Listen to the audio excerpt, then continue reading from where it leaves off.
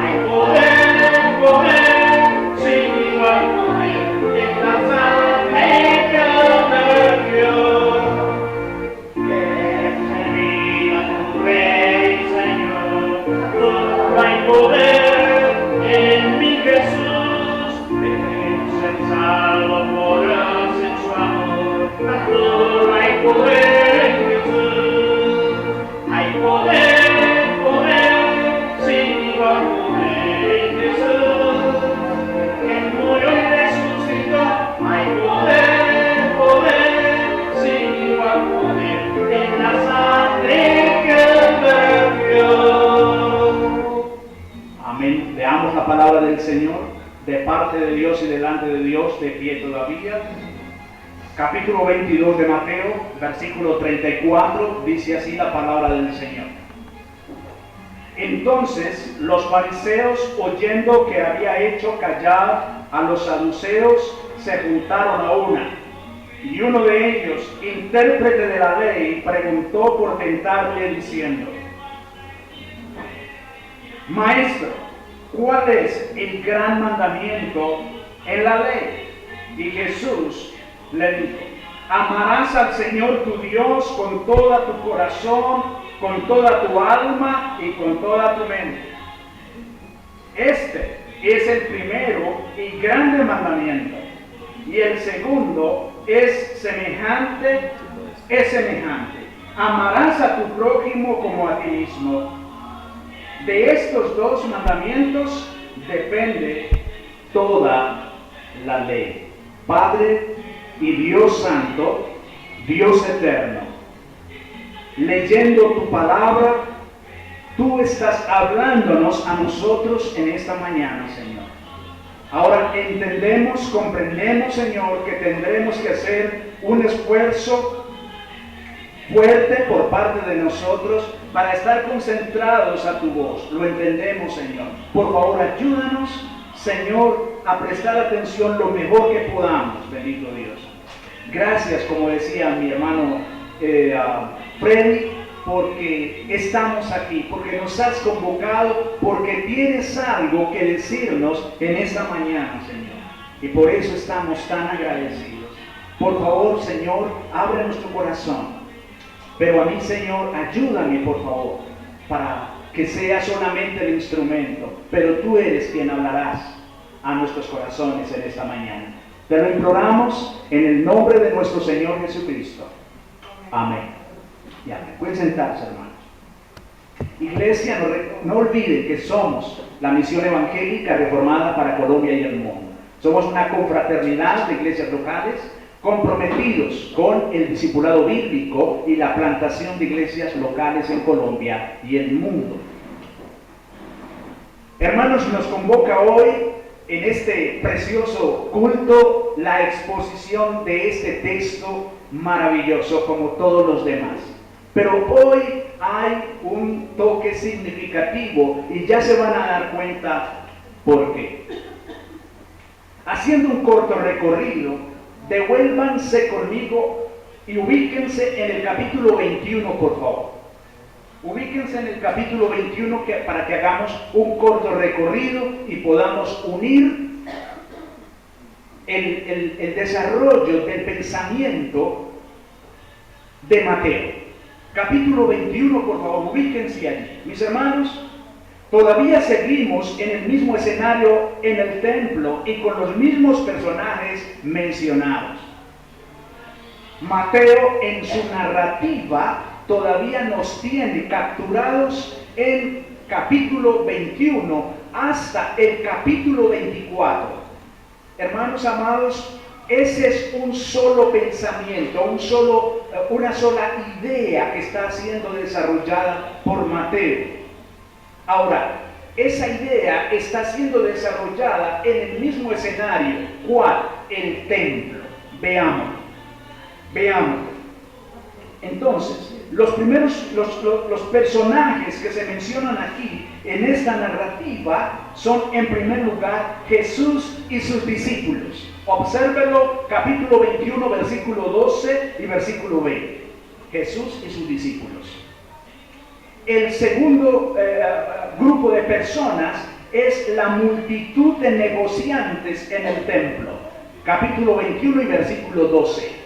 Es el segundo grupo de personajes que aparecen en la narrativa de Mateo.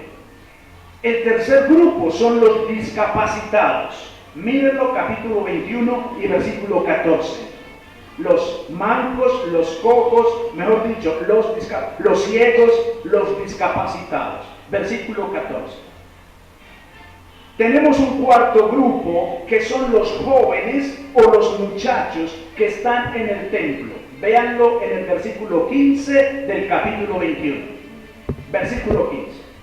Tenemos un quinto grupo, los discípulos de los líderes religiosos.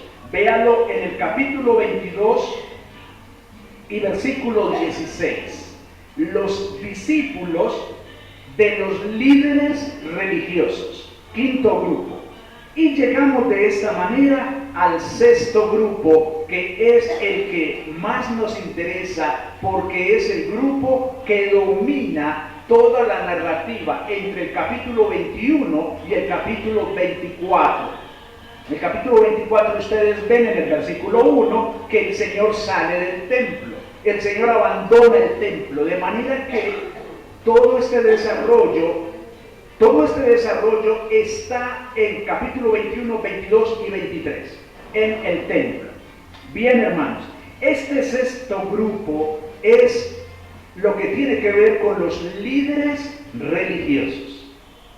Este sexto grupo son los líderes religiosos. Y ustedes se van a dar cuenta, al final, que el Señor está enfocado en ese grupo de manera muy especial y les va a dar la estocada final en el capítulo 23. Les va a dar la estocada final de una manera tremenda, lo que el Señor les va a decir en el capítulo 23. ¿Cómo es que aparecen los líderes religiosos aquí?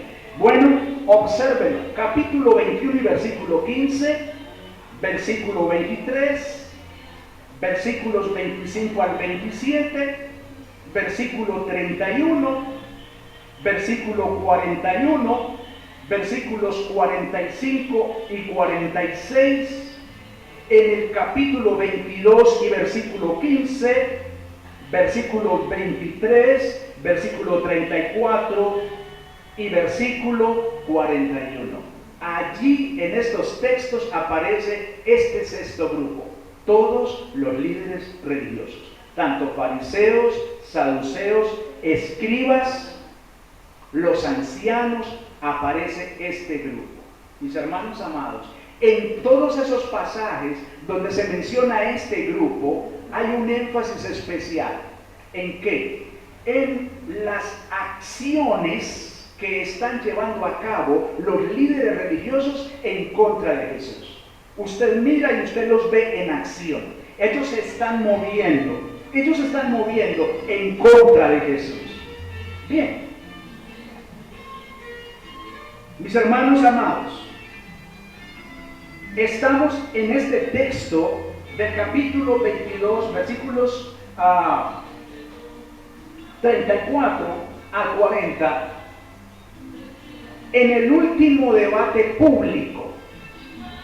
Sí, último debate público por parte del Señor. Último debate público donde intervienen los fariseos, los líderes religiosos, porque lo que sigue posteriormente, como nos vamos a dar cuenta, es el plan del crimen. Los líderes religiosos, prácticamente en este último debate público, los líderes religiosos, ellos quedan regados, ellos quedan tirados, ellos definitivamente no pueden con el Señor y deciden finalmente, matémoslo. Más adelante. Esa es la decisión que ellos terminan tomando. Elimínenlo. Hermanos amados, por eso es tan importante este último debate. Porque hay una pregunta muy, pero muy interesante. Así que, mis hermanos, el rey enseña el más grande mandamiento dado a la humanidad. ¿En qué consiste este gran mandamiento dado a la humanidad? Ahora, ¿por qué se desarrolla este mandamiento? Bueno, se desarrolla según la pregunta de los líderes religiosos, versículo 34 al 36, y se desarrolla según la respuesta dada a los líderes religiosos. Esas son las dos ideas en las que vamos a desarrollar nuestro texto. De manera, mis hermanos, que vayamos a nuestro primer punto, la pregunta de los líderes religiosos. Centrémonos allí, mis hermanos. Aparece aquí, en este primer punto, dos aspectos interesantes a considerar. Lo primero es la intriga de los líderes religiosos. La intriga, la acechanza que ellos traen contra Jesús y que todavía mantienen. Sí, la intriga, el deseo de atrapar a Jesús en una equivocación, el deseo de acusarlo de alguna manera. Nos dice, pero al oír los fariseos que Jesús había dejado callados a los saduceos, se agruparon. Aquí sucede algo magnífico. ¿Entre quién era el debate? ¿Con cuál de los grupos era el debate inmediatamente anterior? Con los saduceos. Los saduceos que no creen en la resurrección, que no creen en los ángeles, con ellos es el debate inmediatamente anterior. Ahora, el otro grupo, que son los fariseos, están a prudente distancia. Ellos están escuchando el debate. Y ellos, cuando se dan cuenta claramente que Jesús dejó callados a los saduceos, toman una decisión: ataquémoslo con la nuestra. Sí, preparémosles la última, a ver qué sucede. Dice, al oír los fariseos que Jesús se había dejado callado, a los saduceos se agruparon. Marcos nos da el detalle en capítulo 12 y versículo 28, nos da el siguiente detalle. Cuando uno de los escribas se acercó, los oyó discutir y reconociendo que les había contestado bien.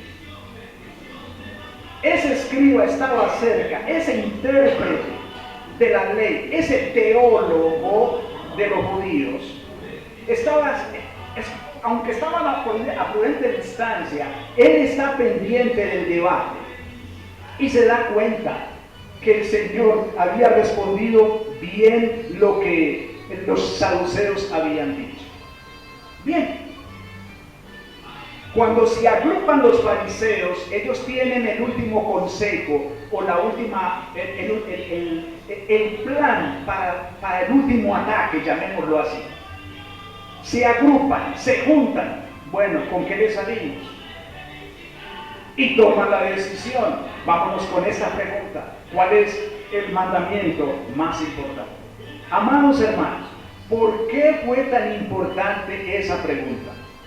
Cuando uno lee el texto sin profundizar, pues de pronto no le encuentra mucha importancia a la pregunta. Pero hermanos, la pregunta tiene una importancia tal que va a ser fundamental la respuesta del Señor. ¿Por qué tan importante, mis hermanos?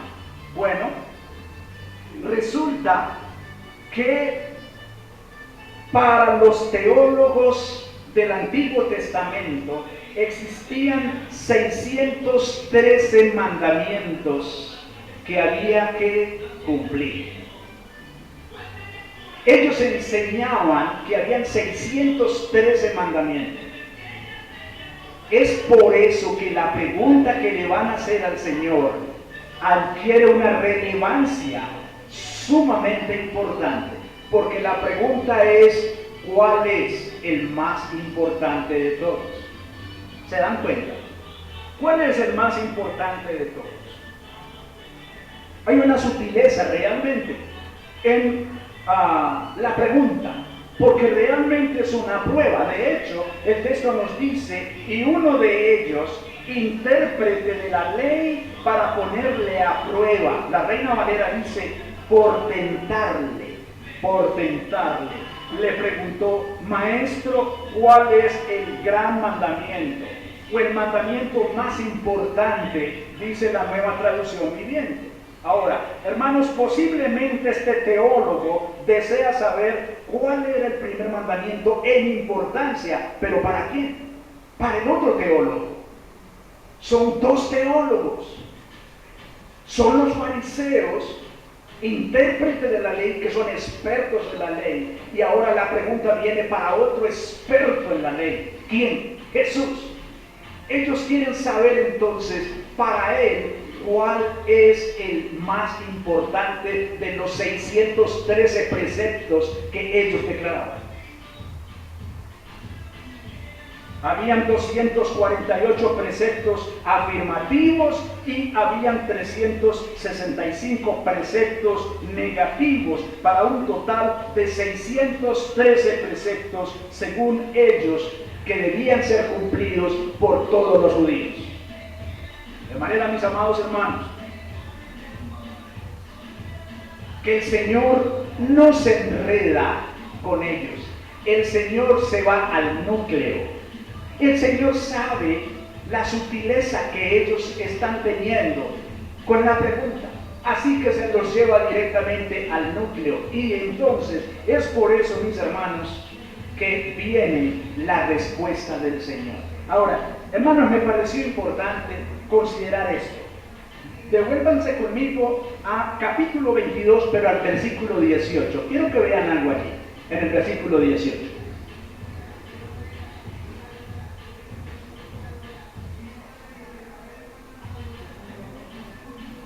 Miren el versículo 17, por favor. Veamos esto. En el debate público dentro del templo, miren con la que les habla. Después, dinos pues, ¿qué te parece? ¿Es lícito dar tributo a César o no? Pero Jesús, conociendo la malicia de ellos, les dijo: ¿por qué me tentáis, hipócritas? ¿Por qué me tientan, hipócritas? Ahora, regresemos a nuestro texto de exposición. Volvamos a ubicarnos, por favor. Versículo 34 al 40. Hermanos, ¿por qué el Señor, frente a esta pregunta, de cuál es el mandamiento más importante. Y el Señor no reaccionó de la misma manera. Ustedes notan que en el versículo 18 hay una reacción fuerte. Yo veo una reacción fuerte por parte del Señor. ¿Por qué me tientan hipócritas? La palabra hipocresía quiere decir una máscara de doble faz, aparentar lo que no se es. Eso es lo que quiere decir la palabra hipócrita. Entonces el Señor les dice, ¿por qué me tientan? ¿Por qué me ponen a prueba? Hipócritas. Aparentando ser lo que realmente no son. Ahora, ¿por qué aquí el Señor no reacciona de la misma manera en el versículo 36? Ustedes notan que la respuesta del Señor tiene un toque amable, ¿cierto? Tiene un toque amable.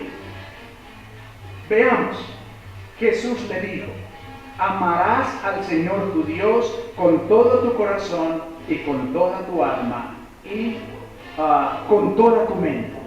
Este es el primero y grande mandamiento. Y el segundo es semejante. Amarás a tu prójimo como a ti mismo.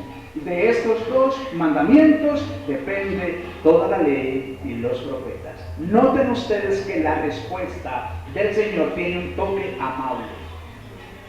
Hermanos, ¿por qué tendrá ese toque tan amable?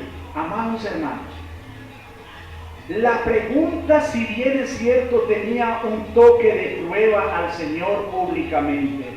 La respuesta del Señor no va a ser solamente para los líderes religiosos, sino para toda la multitud que hay en el templo y desde luego para nosotros también.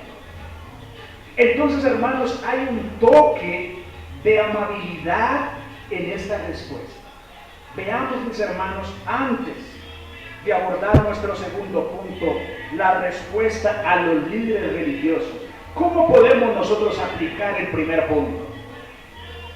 Antes, ¿para qué nos servirá a nosotros considerar ese primer punto, la pregunta de los líderes religiosos?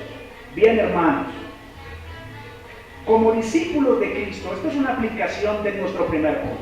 Como discípulos de Cristo, nosotros vivimos en una comunidad rodeado de personas que están viendo nuestra manera de vivir, una manera de vivir diferente. Nosotros no podemos hacer un mundo aparte, no podemos hacer una cajita de cristal aparte, no, hermano. Nosotros estamos en medio de esa comunidad. Ahora, algunos verán negativamente nuestra manera de vivir, tendrán una perspectiva negativa de nuestra manera de vivir, pero otros, mis hermanos, se sentirán atraídos a nuestra manera de vivir. Unos lo verán mojigatos, que evangélicos, se las creen que muy buenos, y lo ven negativamente. Pero hay otros que por el contrario se sienten atraídos a nuestra manera de vivir. Hermanos amados, en cualquiera de los dos casos podrá haber inquietudes en la comunidad. Inquietudes que la comunidad quisiera resolver. Preguntas que quisieran resolver. Mis hermanos amados, por esa razón, nosotros debemos estar preparados bíblicamente para responder a esas inquietudes. Debemos estar preparados bíblicamente, hermanos. Hay inquietudes, la gente quiere saber, sea que lo vean negativo o positivo, pero hay preguntas ahí. Y cuando vengan esas preguntas, amados hermanos, debemos estar preparados para responder con la palabra de Dios. Amados hermanos, cuando nos hacen preguntas de la palabra del Señor, no es lo que a mí me parece, no es lo que yo pienso, no es lo que yo creo que debe de ser, no, es lo que el Señor ha dicho. Y eso debe de ser la respuesta que nosotros debemos dar. De manera que, mis hermanos, la pregunta que le hicieron al Señor demanda estar bien parado, bien ilustrado. Se la hacen teólogos a otro teólogo, humanamente hablando. De manera, mis amados hermanos, que vean la importancia de la preparación bíblica, de la preparación bíblica. Hermanos amados, tenemos un gran privilegio, en la congregación. Hermanos, el Señor ha dado maestros a la iglesia que nos ayudan para entender pasajes muchas veces que son un poquito oscuros, que no entendemos muy bien. Me pareció muy particular en la enseñanza ahorita a las 9, en la sencillez que estaba usando el hermano Edison, me dio claridad en algo que yo no había visto bien así, pero él lo dijo y se me despejó el asunto, ¿cierto? De manera que, hermanos, precisamente esa es la función de los pastores, de los ancianos, los maestros que el Señor le ha dado a la iglesia. Aprovechemos ese recurso y estemos preparados bíblicamente para cuando la comunidad nos aborde con preguntas. Esto nos lleva entonces a nuestro segundo punto: la respuesta del rey a los líderes religiosos, versículos 37 al 40. Así que, amados hermanos, veamos la respuesta con qué inicia. ¿Cómo inicia esa respuesta? Inicia con: amarás al Señor tu Dios. Amarás al Señor tu Dios. Recuerden la pregunta: ¿cuál es el mandamiento más importante? Ellos tienen en su mente los 613 preceptos que ellos declaraban. Eso es lo que ellos tienen en su mente. Ahora, quieren saber para el Señor cuál es el más importante. Ahora el Señor dice: amarás al Señor tu Dios. Hermanos, la palabra aquí utilizada por el Señor es la palabra agapao, que nos trae en el castellano el término preferir. Preferir describe a aquel creyente que prefiere vivir su vida a través de Cristo nada más. Aquel creyente que prefiere incorporarse a la voluntad de Dios. Aquel creyente que prefiere elegir lo que Cristo elige. ¿Y qué elige Cristo? Hacer la voluntad de su Padre. Hermanos, sencillamente amar a Dios, y estoy ahí solamente, vienen tres adjetivos. Amar a Dios es obedecer a Dios mediante el poder del Espíritu Santo que está en nosotros. Es preferir vivir para Cristo en esta vida. En eso consiste amar a Dios. Decir que amamos al Señor, pero no obedecemos su palabra, es una mentira. Ese no es el Dios de la Biblia. Ese no es el Dios de la Biblia. Amar a Dios cuando voy en contra de su palabra, de sus mandamientos. Ese no es el Dios de la Biblia. Amar a Dios. Ahora veamos lo que incluye amar a Dios. Incluye tres aspectos importantes. Y me preguntaba, ¿por qué Mateo hace esta discriminación? Él discrimina de la manera como debemos amar al Señor. Incluye el corazón, incluye el alma e incluye la mente. Cuando incluye el corazón, ¿a qué se estará refiriendo? ¿Incluirá el órgano? ¿Se estará refiriendo al órgano físico nuestro? No, hermanos. Cuando se refiere al corazón, se está refiriendo al centro afectivo de todo nuestro ser.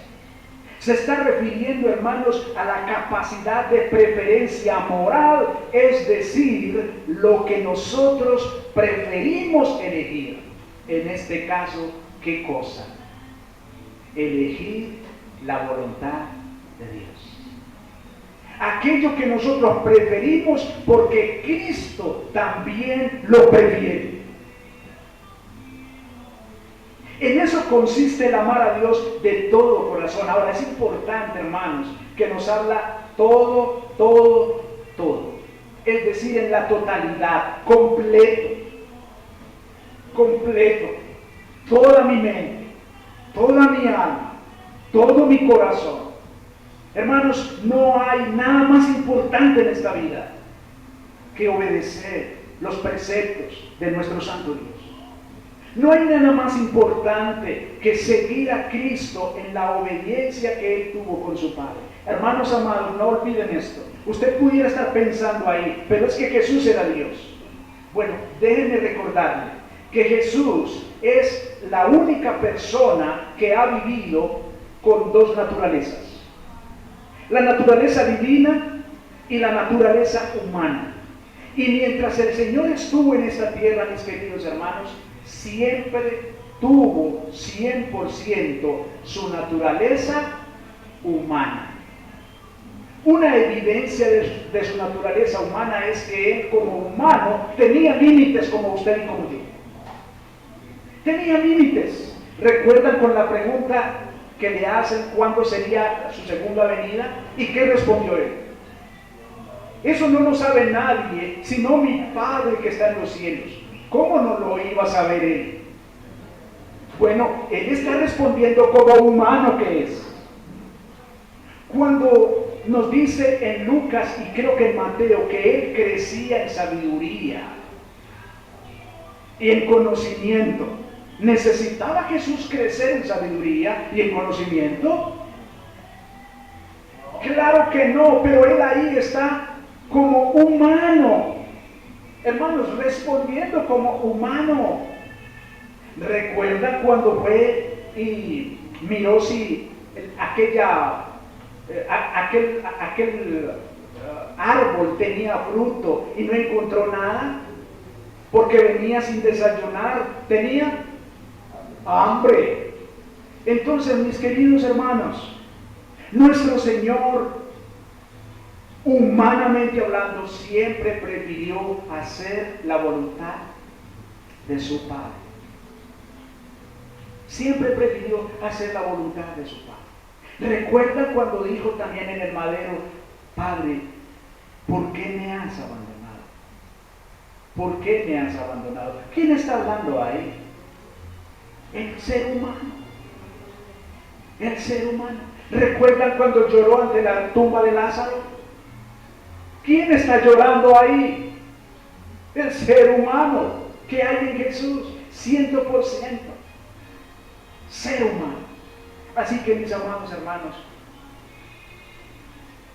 obedecer al Señor de todo corazón implica esa preferencia que Cristo tuvo siempre mientras estuvo aquí entre nosotros como ser humano. Preferir hacer la voluntad del Padre.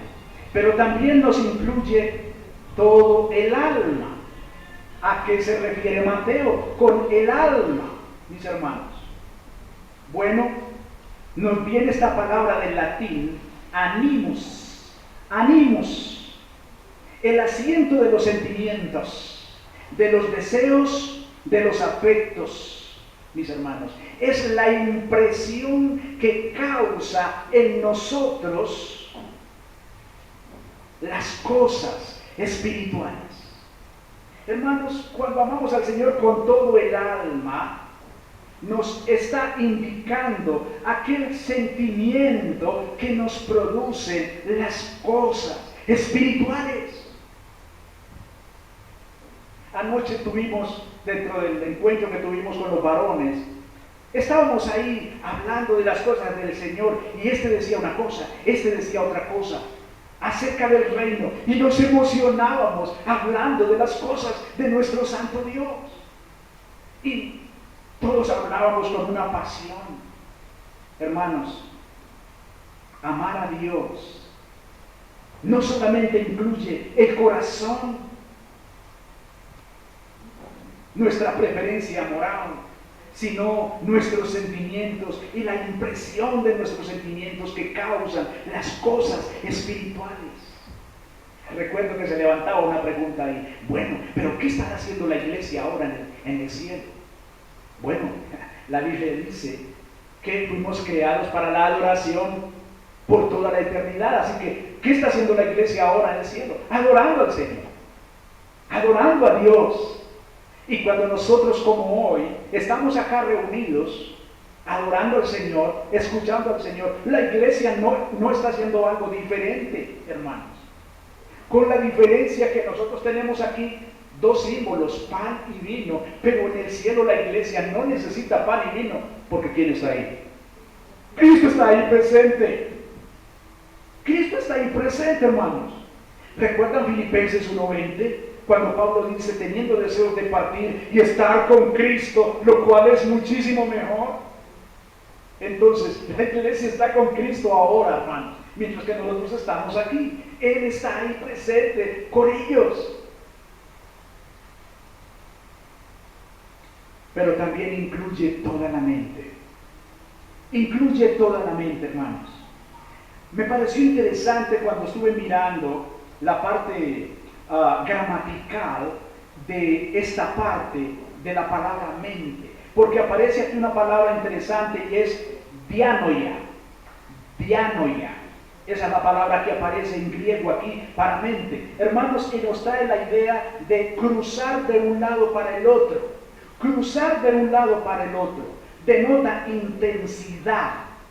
Es decir, utilizar la mente en el razonamiento crítico que incluye considerar algún tema, moverlo de un lado para el otro hasta llegar a descubrir qué es lo que Dios dice. Entonces estoy dándole vueltas a un tema, utilizando mi mente, mi razonamiento, pero estoy investigando aquí, allí, tengo el Espíritu Santo, sí, pero bueno, ¿qué dice aquí? ¿Qué dice acá? Estoy para un lado, para el otro, hasta que finalmente el Señor por la Escritura me da claridad de qué es lo que Él está queriendo decir. Con toda mi mente, hermanos amados, nosotros tenemos la capacidad de razonamiento crítico con el Espíritu Santo para determinar cuál es lo que el Señor finalmente quiere decir. ¿Qué es lo que nos quiere decir finalmente nuestro Dios? Hermanos amados, estamos llamados por el Señor a amar a Dios con todo nuestro corazón, con toda nuestra alma, con toda nuestra mente. Hermanos, en conclusión, estamos llamados a amar a nuestro Dios con todo nuestro ser. Ninguna parte de nuestro ser, hermanos, puede quedar aislada en el amor a nuestro Santo Dios. Todo nuestro ser le pertenece al Señor. Nuestra mente, nuestra capacidad, nuestros afectos, nada puede ser más importante que el amor por nuestro Santo Dios. Un amor que, hermanos, está determinado por la obediencia. Tú y yo no podemos decir que amamos a Dios, pero vamos en contra de sus preceptos. Es una mentira. Es una mentira. Que te congregas y toda la cosa, y llegas con la Biblia, y te sientas allí, pero sales y el lunes comienzas a hacer lo tuyo. Lo tuyo, que es distinto a la palabra de Dios. Eso es una mentira. No te engañes más, hermano. Mis hermanos, amar a Dios es lo primero y lo más elevado en la vida del hombre. Es lo primero y lo más elevado, lo más exaltado. Hermanos, en versículo 38 el Señor dice: este es el grande y el primer mandamiento. El grande y el primer mandamiento. ¿Por qué grande? cosas de gran estima por su importancia y de gran peso. Y cuando dice, y el primer mandamiento es lo principal, aquello que está primero. Hermanos amados, aquello que definitivamente ocupa el primer lugar en nuestra vida. No hay nada más importante en esta vida para ti y para mí. Isaías 43:7 nos dice claramente: todos los llamados de mi nombre, para gloria mía, los he creado, los formé y los hice. Hermanos, ese texto hace varios años quedó plasmado en mi corazón. No hay nada más importante en esta vida que tener comunión con Dios, de caminar con el Señor. Me anima tanto, mis hermanos, aquel texto que nos dice que Abraham fue amigo de Dios. Y dice el profeta, creo que es Isaías, habla de que el Señor dijo: Abraham, mi amigo. ¿Qué tal eso? Abraham, mi amigo. Hermanos, no hay nada más que produzca mayor satisfacción en el alma que caminar en comunión con el Señor y estar listo para cuando aquel momento Él desee retirarnos de aquí, ir a casa a verlo cara a cara a Él. Hermanos, esa debe de ser la mayor expectativa nuestra. Pero hermanos, hay algo más acá. El Señor dice en el versículo 38, sigue diciendo algo más. Dice: este es el primer y grande mandamiento, y el segundo es semejante: amarás a tu prójimo como a ti mismo. Qué tremendo esto. Amarás a tu prójimo como a ti mismo. Según el Antiguo Testamento, la concepción judía es que ellos debían amar a la raza hebrea, a toda la raza hebrea. Pero según la enseñanza de Cristo, debemos amar a cualquier hombre, a cualquier ser humano, sin distinción de raza, sexo, creencia, política. No, hermanos, debemos amar a nuestro prójimo como nosotros nos amamos a nosotros mismos, como nosotros nos consideramos a nosotros mismos. Lo que tú no hicieras para ti mismo en contra tuya, eso no lo debemos hacer en contra de ningún ser humano. ¿Por qué no? Porque todos fuimos creados a imagen y semejanza de Dios. Hermanos, no debemos desear absolutamente nada malo ante ningún ser humano. Por más malo, por más pecador, por más perdido que esté, hermanos, debemos amar a nuestro prójimo.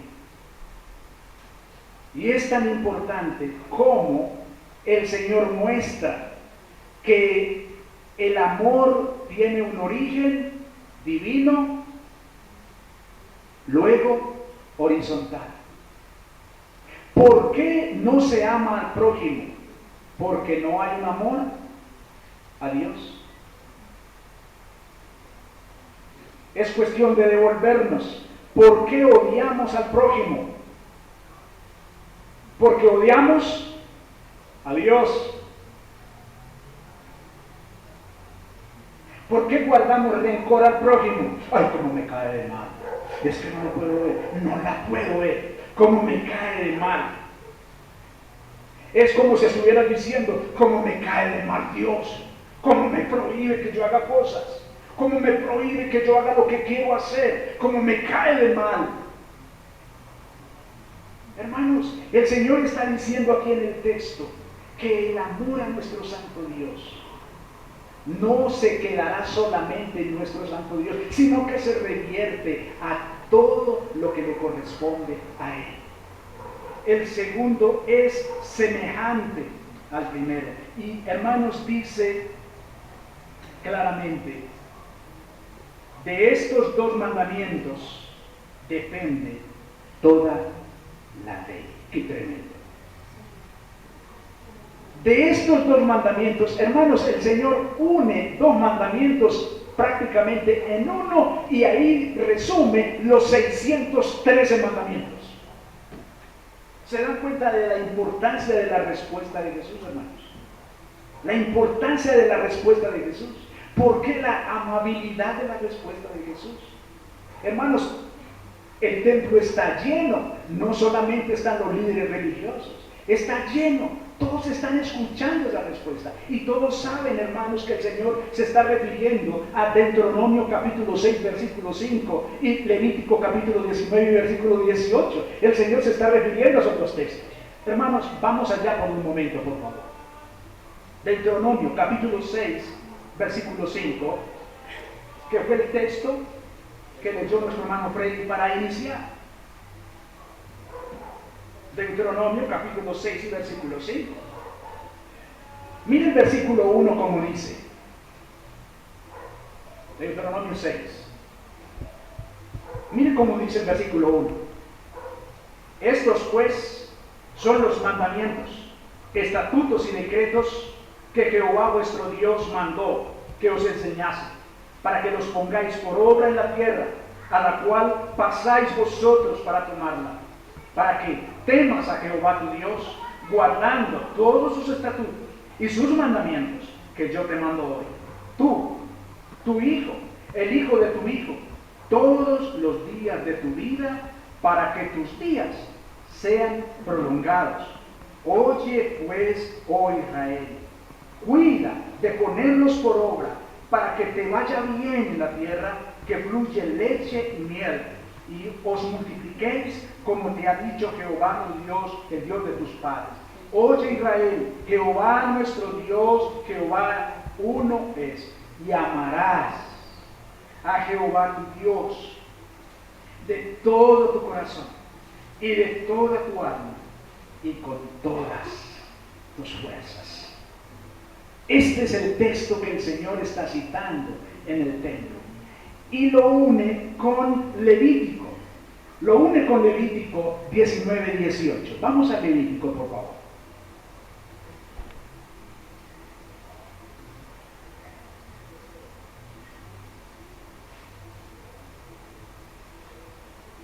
(19 y 18).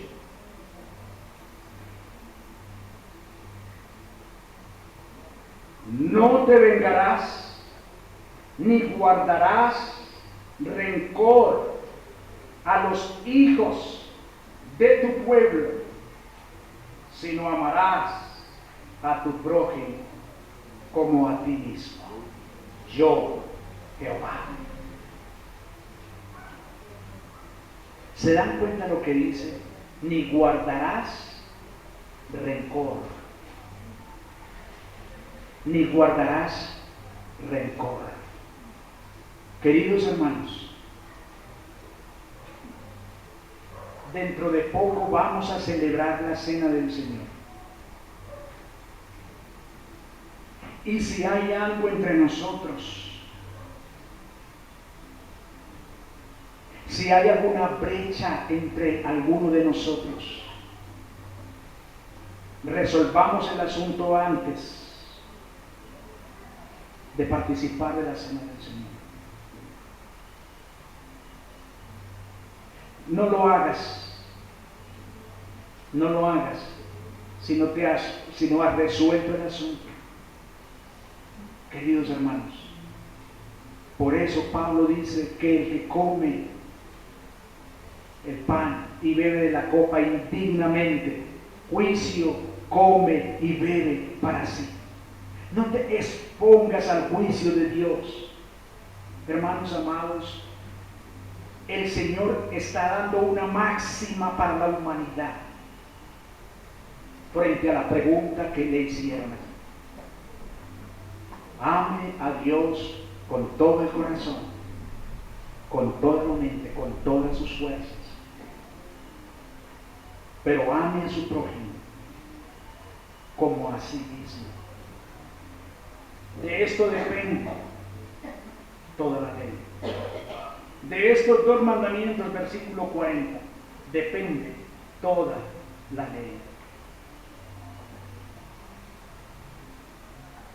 ¿Quieres saber entonces, hermanos, qué debemos hacer para vivir aquí en esta tierra? Amar al Señor. Amar al Señor. Pero amar también a nuestro prójimo. Tengo varias aplicaciones aquí. En primer lugar, mis hermanos, para cumplir estos dos mandamientos, todo ser humano necesita a Cristo como Señor y Salvador de su vida. Tú no podrás amar a nadie a menos que hayas experimentado el amor de Dios para ti. No puedes pretender que amarás a tu vecino, por muy difícil que sea tu vecino, si antes no has experimentado el amor de Dios.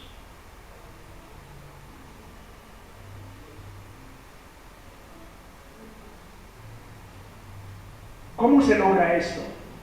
Esto se logra, mis hermanos, cuando se reconoce la miseria espiritual. Y al reconocer mi miseria espiritual, procedo al arrepentimiento de mis pecados, pidiéndole perdón a mi Señor Jesucristo. Cuando tú y yo nos consideramos mejores que nosotros, no vamos a hacer esto, no lo vamos a hacer porque estamos por encima del otro. Primero tenemos que considerar nuestra propia derrota espiritual. Eres tan malo como el más criminal. Tienes que reconocer eso y pedirle perdón al Señor. Pero yo no mato a nadie, yo soy fiel, yo no hablo de nadie, pero eres un mentiroso. Pero mantienes rencor ahí en tu corazón. Y el Señor en Mateo 5 dice que eres un asesino, porque cuando estoy enojado con mi hermano es como si lo hubiera matado, dice el Señor Jesucristo. Entonces necesitas reconocer a Cristo como tu Señor y Salvador. Ven a Cristo hoy, porque no podrás amar a Dios y mucho menos amar al prójimo. Necesitas a Cristo. En segundo lugar, el corazón, el alma y la mente es una manera de enfatizar que todo nuestro ser le pertenece al Señor. Lo cual, si nos consideramos discípulos de Cristo, Él mismo nos ha enseñado hoy que no acepta tener un corazón dividido. Hermanos, no. El Señor no acepta tener un corazón dividido. Él quiere todo tu ser para Él. Él murió en la cruz por todo tu ser. Así que, hermanos, no podemos tener un corazón dividido. No podemos estar aquí en el culto ahora escuchando al Señor, pero pensando en los planes, en los proyectos, y no estoy diciendo que sea malo planear, no estoy diciendo nada de eso. Pero en esta vida, tener una vida doble, el domingo vengo a la iglesia, muy puestecito, muy organizadito, toda la cuestión, pero el lunes voy a hacer lo mío. Hermanos, no, el Señor no acepta eso. Debemos amar al Señor con todo lo que somos, con todo nuestro ser. En tercer lugar, hermanos, decir que amamos a Dios, pero odiamos o mantenemos rabia contra cualquier persona, entonces el Dios que decimos amar no es el Dios de la Biblia, sino uno que cada uno de nosotros se ha inventado. Sí, yo soy muy creyente, pero hablo de esta, mejor dicho, todo el mundo me cae mal. Ese no es este Dios de la Biblia, no. Ese es el Dios que tú te has inventado. Y por último, hermanos, quiero que vayamos a 1 de Juan capítulo 4 y terminemos leyendo ese texto. 1 de Juan capítulo 4.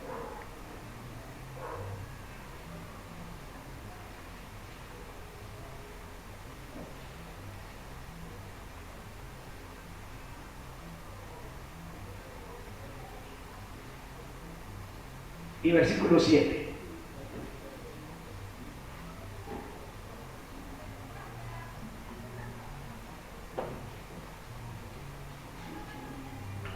dice así la palabra del Señor. Amados, amémonos unos a otros, porque el amor es de Dios. Todo aquel que ama es nacido de Dios y conoce a Dios. El que no ama no ha conocido a Dios, porque Dios es amor. En esto se mostró el amor de Dios para con nosotros, en que Dios envió a su Hijo unigénito al mundo para que vivamos por Él. Y en esto consiste el amor, no en que nosotros hayamos amado a Dios, sino en que Él nos amó a nosotros y envió a su Hijo en propiciación por nuestros pecados. Amados, si Dios nos ha amado así, debemos también nosotros amarnos unos a otros. Nadie ha visto jamás a Dios. Si nos amamos unos a otros, Dios permanece en nosotros y su amor se ha perfeccionado en nosotros. En esto conocemos que permanecemos en Él y Él en nosotros, en que nos ha dado de su Espíritu. Y nosotros hemos visto y testificamos que el Padre ha enviado al Hijo y el Salvador del mundo. Todo aquel que confiese que Jesús es el Hijo de Dios, Dios permanece en Él y Él en Dios. Y nosotros hemos conocido y creído el amor que Dios tiene para con nosotros. Dios es amor, y el que permanece en amor permanece en Dios y Dios en él. En esto se ha perfeccionado el amor en nosotros, para que tengamos confianza en el día del juicio, pues como Él es, así somos nosotros en este mundo. En el amor no hay temor, sino que el perfecto amor echa fuera el temor, porque el temor lleva en sí castigo, de donde el que teme no ha sido perfeccionado en el amor. Nosotros le amamos a Él porque Él nos amó primero. Si alguno dice, yo amo a Dios y aborrece a su hermano, es mentiroso, porque el que no ama a su hermano, a quien ha visto, ¿cómo puede amar a Dios a quien no ha visto? Y nosotros tenemos este mandamiento de Él: el que ama a Dios, ame también a su hermano. Señor Dios, gracias te damos por tu palabra, que entra en nosotros como una espada, que atraviesa lo más profundo de nuestro ser. Señor, no tenemos nada en contra que decir frente a lo que nos has dicho. Y yo te quiero, Señor, pedir perdón por la iglesia, porque, Señor, sé que entre nosotros han habido rivalidades y asuntos de división, Señor. Yo te pido que nos perdones, Señor. Ahora, yo sé que cada uno tiene que ir a ti, que cada uno tiene que resolver el asunto contigo. Señor, finalizando, no puede ser más contundente. ¿Cómo puedo decir que yo amo a Dios a quien no veo, cuando aborrezco a mi hermano, a quien sí puedo ver y palpar? Señor, ayúdanos por favor a resolver cualquier brecha que haya entre nosotros antes de la celebración de la Santa Cena, Señor. Y te damos gracias por el Espíritu Santo que ha hablado a nuestros corazones. En Cristo nuestro Señor te damos gracias. Amén. Gracias, hermanos, por su atención.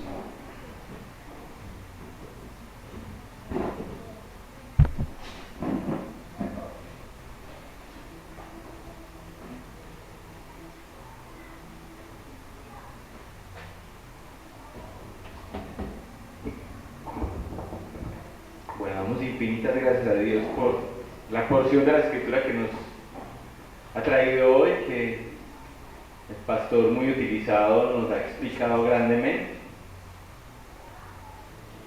Vemos cómo esos 613 preceptos, vemos cómo en Éxodo capítulo 19, cuando a Moisés le son entregadas la ley y los mandamientos, una parte de ellos tienen que ver con esa relación vertical que tenemos con nuestro Creador, con Dios, y otra parte con esa relación horizontal que tenemos con nuestros semejantes. Pero definitivamente aprendemos que cualquiera sea el mandamiento que nosotros transgredamos, estamos transgrediendo a nuestro Creador, a Dios. No podemos estar bien con Dios si no podemos estar bien con nuestro hermano. ¿Sí? Entonces, vemos pues cómo definitivamente necesitamos aferrarnos a la enseñanza, debemos pedirle al Espíritu Santo que obre a través de nosotros, que nos ayude a aplicar todo esto que el Señor nos enseña. Sabemos que en nuestras fuerzas nada podemos hacer, que definitivamente necesitamos de la ayuda de Dios para en lo posible agradarle y hacer su voluntad. Entonces en esta mañana, Señor, te damos infinitas gracias por la palabra que ha sido expuesta acá. Te pedimos, Señor, ayuda, que nos dé, Señor, la capacidad, en primer lugar, de obedecer tu palabra, de obedecer tus mandamientos. Que nos dé, Señor, la capacidad de amarte como tú te lo mereces. Y que en ese amor que te podamos manifestar a ti, Señor, también lo podamos reflejar y lo podamos compartir con nuestros hermanos, con todo aquel, Señor, que es criatura tuya. Amar a quien nos ama es muy fácil. Amar a nuestro enemigo es una de las tareas que tú nos pones. Entonces te pedimos, Señor, a que nos ayudes a ser obedientes a tu palabra, a que el Espíritu Santo sea siempre actuando en nuestras vidas, que de esta manera, Señor, podamos glorificarte, obedecerte, Señor, que todo sea para la gloria en Cristo Jesús. Amén.